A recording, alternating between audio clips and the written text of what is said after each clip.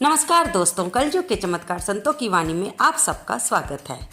अभी तक आप इस चैनल पर सुन रहे हैं श्रीमद् भागवत महापुराण की कहानी। कभी कभी आप सुनते हैं किसी धार्मिक विषय के बारे में श्रद्धा और भक्ति को जगाती कहानी।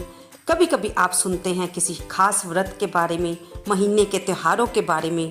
लेकिन आज इन सब से हटकर हम आपके लाए हैं एक बहुत ही महत्वपूर्ण विषय, जिसके बिना तो ये दुनिया ही संभव नहीं थी। दोस्तों, आ रहा है मदर्स डे। वैसे तो वो कौन सा दिन है जो माँ के बिना नहीं होता? क्यों? क्योंकि माँ के बिना हम दुनिया में ही नहीं होते। लेकिन इस समय आज की पीढ़ी ने माँ बाप को याद करने के लिए, भाई बहन को याद करने के लिए कुछ विशेष दिन रख छोड़े हैं। तो हम भी क्यों ना मदर्स डे को मिलकर सेलिब्रेट कर लें। जब बच्चा बोलना सीखता है, उसके मुंह से सबसे पहले एक ही शब्द निकलता है, माँ। तो इस ब्लॉग में हम मदर्स डे के बारे में ही आज आपके लिए लेके आए हैं एक कहानी। माँ एक ऐसा शब्द है जिसे चाहे हम तकलीफ में हो या खुशी में, चाहे हमें चोट लगे या भूख लगी हो, हमारे मुंह से हर समय हर पल एक ही शब्द निकलता है, वह है माँ। माँ देवियों का रूप है जो निस्वार्थ भाव से अपने बच्चों और परिवार के लिए डटकर खड़ी रहती है। अपने बच्चों के लिए चाहे हाथ में बेलन लेना हो, चाहे हाथ में तलवार, वह हमेशा तैयार रहती है। वह खुद भूखी रहती है, लेकिन उसे देर रात तक लौटते बच्चे की फिक्र रहती है। इतना तो उसके लिए बहुत कम है।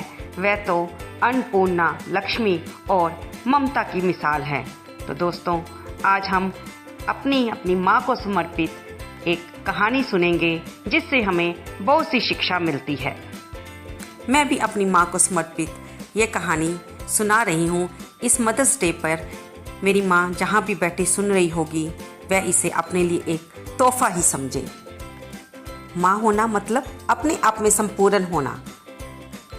ये कहानी है एक ऐसे किरदार की जो अपने बच्चे से दूर नहीं रह पाती थी, और जब बच्चा उससे दूर गया तो वह डिप्रेशन का शिकार होती गई। आइए जानते हैं कि डिप्रेशन में जाती माँ के साथ उसके बच्चे ने क्या किया। ये कहानी है संजना नाम की औरत की।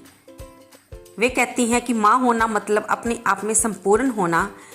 जब मुझे ये संपूर्णता प्राप्त हुई, तब मेरी उम्र 20 साल की रही होगी। ये हर माँ की कहानी है जो अपनी औलाद के साथ अपने मातृत्व का एक सुंदर सफ़र तय करती है। संजना ने भी शुरू किया, और अपने पेट में पलने वाले बच्चे के साथ, जबकि वह यह भी नहीं जानती थी कि उसका होने वाला बच्चा बेटा होगा कि बेटी होगी। लेकिन जब उसने अपने पेट में उसकी पहली धड़कन महसूस की, उसे पता चला कि वो माँ बनने वाली है, तभी से उसने उसके लिए सपने संजोने शुरू कर दिए, जैसे कि हर माँ करती है। जैसे जैसे गर्भाधान के बाद दिन बीतते गए और बालक गर्भ में बड़ा होता गया, वैसे वैसे संजना के मन में बालक को लेकर बहुत सी इच्छाएं। उसको कैसे पालेगी, उसको कैसे सजाएगी, वो लड़का होगा या लड़की होगी, उसका क्या नाम रखेगी। अगर वो लड़का होगा तो उसका ये नाम रखेगी, अगर वो लड़की होगी तो उसका ये नाम रखेगी। वह उसको कौन से प्लेवे स्कूल में डालेगी, प्लेवे स्कूल में जाने के बाद उसको कौन से स्कूल में ले जाएगी। ऐसा सारा दिन सोच में उसका बीत जाता। और रात को जब उसके पति दीपक आते तो वह उनसे इन बातों के बारे में चर्चा करती। दीपक भी उसकी बातें सुनकर मुस्कुरा देते। पिता बनने के ख्वाब पूरा होने से वे भी बहुत रोमांचित थे और बेसब्री से बच्चे के बाहर आने का इंतज़ार कर रहे थे। दिन बीतते गए। वह दिन भी आ गया जब संजना ने एक बहुत ही प्यारे से बेटे को जन्म दिया। जैसे कि पहले ही सोचा हुआ था, दोनों ने मिलकर अपने बेटे का नाम सिद्धार्थ रखा। सिद्धार्थ को हर दिन हर पल संजना उसके साथ रहती, और उसे पालने और संभालने के सफ़र में उसने भी बहुत कुछ सीखा। बेशक ये दौर उसके लिए बहुत मुश्किल रहा, क्योंकि पहला बच्चा था, नया सफ़र था, नया अनुभव था। हर नई माँ के लिए थोड़ा मुश्किल होता है, लेकिन इन मुश्किलों का सामना करने का आनंद तो एक माँ ही समझ सकती है। अपने दिन रात का आराम, अपने जीवन के सारे सुख चैन गवा कर भी हर माँ अपने आप को खुशनसीब ही समझती है और उसी तरह संजना भी अपनी सारी दुनिया को भूलकर अपने बच्चे की दुनिया में रम गई थी। उसका सोना, उसका जागना, उसका चलना, उसका खाना, यही उसकी दुनिया के अनमोल हिस्से बन चुके थे। आज भी संजना जब याद करती है तो उसे याद आ जाता है कि कैसे सिद्धार्थ ने पहली बार बोला था तो उसने सबसे पहले पापा शब्द बोला था। फिर उसने कैसे चलना सीखा और आज 20 साल बीत गए हैं और हूबहू वो वैसा ही चित्रित कर सकती है किस तरह सिद्धार्थ स्कूल गया और वक्त का इतनी तेज़ी से दौड़ना पता ही नहीं चला कि कब वो स्कूल का सफ़र भी समाप्त हो गया और कॉलेज जाने का वक्त आ गया। सिद्धार्थ पढ़ने में बहुत होशियार था और उसके पीछे उसकी माँ की सारी मेहनत थी, क्योंकि माँ खुद पढ़ाती थी। संजना उसके पढ़ने का, खाने का सारा ध्यान रखती, उसके खेलने के समय का भी ध्यान रखती, क्योंकि वो चाहती थी उसका बेटा सिर्फ घर में ही ना रह जाए, वो बाहर की एक्टिविटीज़ में भी आगे बढ़े।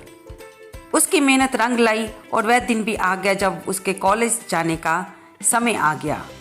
उसके अंदर जितनी भी ताकत थी उसने लगा दी थी सिद्धार्थ के भविष्य को उज्जवल बनाने के लिए। सिद्धार्थ भी श्रवण कुमार की तरह अपने माता पिता की आज्ञाओं का और उनकी कोशिशों का मान रखते हुए बड़ा हो रहा था। सिद्धार्थ का लक्ष्य था कि वह आईआईटी की परीक्षा में प्रवेश करे। उसकी मेहनत रंग लाई। उसने आईआईटी की प्रवेश परीक्षा बहुत अच्छे अंकों से उत्तीर्ण की। वो इतना जिंदा दिल, इतना खुशमिजाज था कि जो भी उससे मिलता बस उसका ही होकर रह जाता।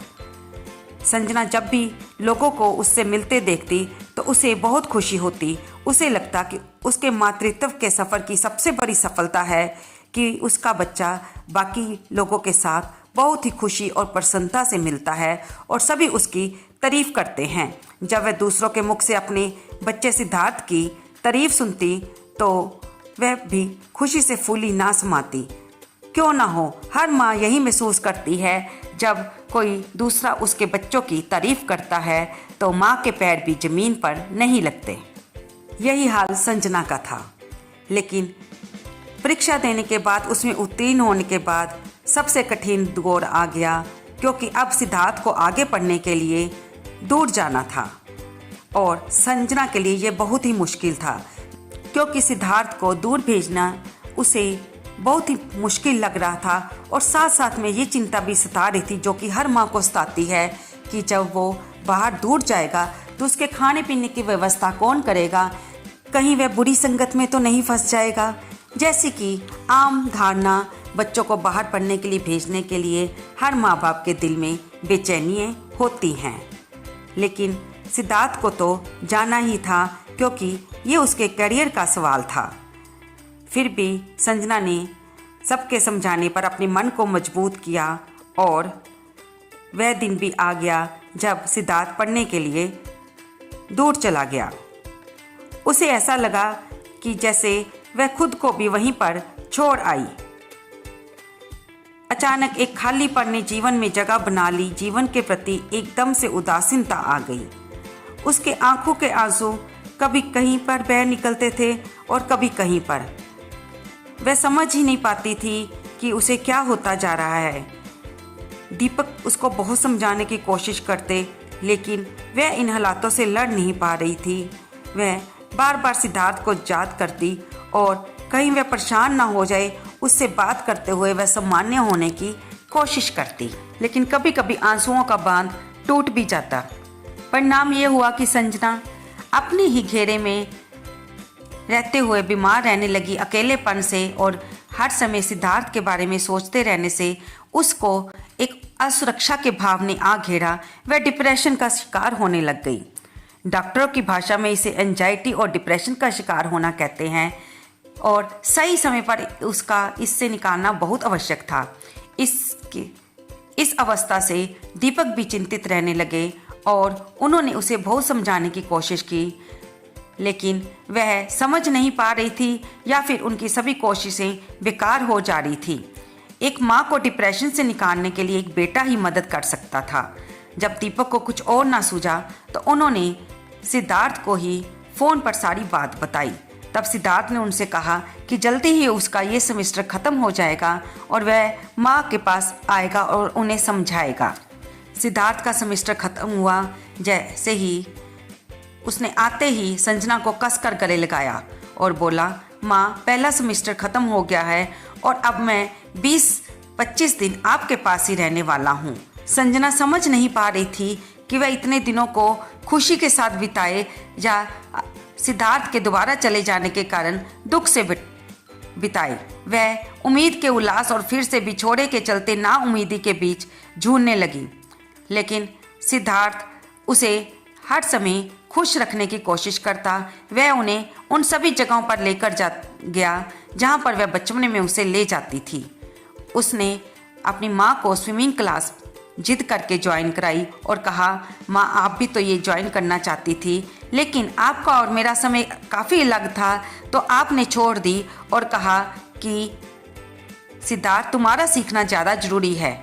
इसी तरह आपने मुझे डांस क्लास भी ज्वाइन कराई और मुझे सिखाने की खातिर आप अपने सारे शौक छोड़ती गई। जब सिद्धार्थ ने संजना को ये सब बातें कही तो संजना को सचमुच याद आया कि वह ये सब बातें तो भूल ही चुकी थी कि कभी वह भी स्विमिंग करना चाहती थी, कभी वह भी डांस सीखना चाहती थी। लेकिन उसे आश्चर्य हुआ कि सिद्धार्थ को सब कुछ याद था। वह इन 20 दिनों में उसे सारी बातें बता रहा था जो कॉलेज के साथ उसके प्रोफेसरों के बीच में बीतती थी, जो दोस्तों के साथ वह बिताता था। और उसकी बातें सुनकर संजना को एक निश्चिंती सी होती जा रही थी कि सिद्धार्थ के सभी दोस्त अच्छे हैं, उसके प्रोफेसर भी बहुत अच्छे हैं। अब वह उन झूठी धारणाओं में से जो उसने अपने इर्द गिर्द बना ली थी उनसे निकलती जा रही थी। तब सिद्धार्थ ने उसे समझाया कि माँ अब आपको अपने लिए कुछ समय निकालना चाहिए। आपने सारी ज़िंदगी मुझे ही बड़ा करने में लगा दी। मुझे क्या चाहिए, मुझे क्या सीखना है, आप हर पल यही सोचती रहती थी, लेकिन अब आप अपने लिए भी सोचिए। जब संजना ने ये सारी बातें सुनी तो उसने कहा, बेटा मेरी ये उम्र नहीं है अब सब करने की। लेकिन सिद्धार्थ तो जैसे अपनी बात पर अड़ गया था। माँ अब नहीं सीखोगी तो कब सीखोगी? उसे याद आया कि सिद्धार्थ को छोटे होते वह ऐसी ही बातें कहकर उसे हर चीज़ की प्रैक्टिस करवाती थी। उसे तो कुछ याद नहीं था, लेकिन सिद्धार्थ को तो सब याद था। तब सिद्धार्थ ने कहा कि माँ अब तो आप सीखोगी ही, अब तो आपके पास समय भी है और जब मैं वापस आऊँगा तब जैसे मेरे पास आपको बताने के लिए बहुत सी बातें होंगी, तब आपके पास भी मुझे बताने के लिए आपके नए अनुभव होंगे। अब आपको ये सारी बातें सीखने ही पड़ेगी, क्योंकि मैं नहीं चाहता कि कोई दूसरा कभी ये कहे कि मेरी माँ को कुछ नहीं आता। तब संजना ने कहा, अच्छा तो ये बात है, अब ज़्यादा पढ़ लिखे गए हो तो माँ को कुछ नहीं आता। अब मुझे आपके स्टैंडर्ड तक आने के लिए सब कुछ सीखना पड़ेगा। तब सिद्धार्थ ने कहा, नहीं माँ आपके जैसा तो कोई दूसरा है ही नहीं, पर याद है आप बचपन में हमेशा कोशिश करती थी मुझे सब कुछ सिखाने की, लेकिन मैं जानता हूँ अगर मैं वो ना भी सीख पाता तो भी क्या आपका प्यार मेरे लिए कम हो जाता? नहीं ना। बस माँ मैं भी वही कोशिश कर रहा हूँ।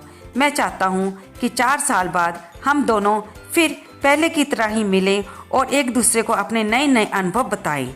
मैं नहीं चाहता कि मैं कामयाबी की सीढ़ियाँ चढ़ता रहूँ और मेरी माँ डिप्रेशन में जाती रही। माँ ये हम दोनों का सफ़र है और हम दोनों साथ साथ चलेंगे। मातृत्व के सफ़र का ये सबसे खूबसूरत और अनोखा पन्ना था जिसे मुझे बहुत पसंद आया और मैंने आप सबको सुनाने के लिए, अपनी माँ को भी मदर्स डे पर समर्पित करने के लिए ये कहानी आपको सुनाई।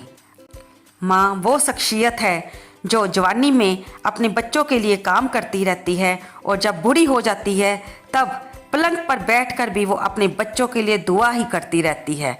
और माँ की दुआएं जिसके साथ होती हैं उसको तो जमाने का कोई कष्ट, कोई संकट छू ही नहीं सकता। दोस्तों अगर खुश रखना चाहते हो तो अपने माता पिता को खुश रखो। दुनिया की हर खुशी आपके कदमों में होगी। किसी ने सच कहा है कि माँ जन्नत का द्वार है। कैसे?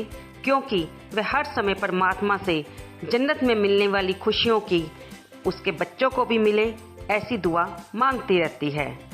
तो दोस्तों, इस कहानी से हम सब माँओं को भी शिक्षा मिलती है कि अगर हमारे बच्चे पढ़ने के लिए, अपना भविष्य सुधारने के लिए दूर जाते हैं तो हमें भी उनके लिए दुआएं मांगते रहना चाहिए और अपने समय को व्यर्थ की धारणाओं में ना बिताकर उन हॉबीज़ को, उन शौक को पूरा करने की कोशिश करनी चाहिए जिसे हम घर की व्यस्तताओं के कारण कभी नहीं कर पाए थे, ताकि हमारा परिवार भी स्वस्थ रहे, हम भी स्वस्थ रहें और हमारी दुआओं के असर से हमारे बच्चे भी स्वस्थ रहें।